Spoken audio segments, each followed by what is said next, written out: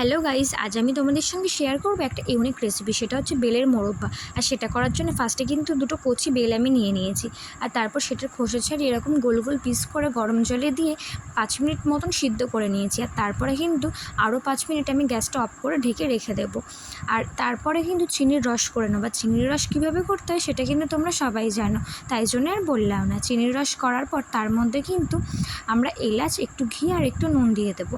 দিয়ে তারপর ভালো করে ওটা ফুটিয়ে নেব। আর রসটা যখন আঠা আঠা মতো হয়ে আসবে তখনই কিন্তু আমরা সাইডে তোমার ওই যে বেলগুলো সিদ্ধ করে রেখেছিলাম সেগুলো জল ঝরিয়ে তারপর কিন্তু ছ্যাঁকা তেলে ভালো করে লাল করে ভেজে নেব। ভেজে নেওয়ার পরেই কিন্তু আমরা এই চিনির রসের মধ্যে ডুবিয়ে দেবো। আর প্রায় আধ ঘন্টা 1 ঘন্টা মতো এটা ঢেকে রেখে দেবো। আর দেওয়ার পরেই কিন্তু রেডি হয়ে যাবে আমাদের বেলের মোরব্বা। এটা খেতে কিন্তু দারুণ লাগে।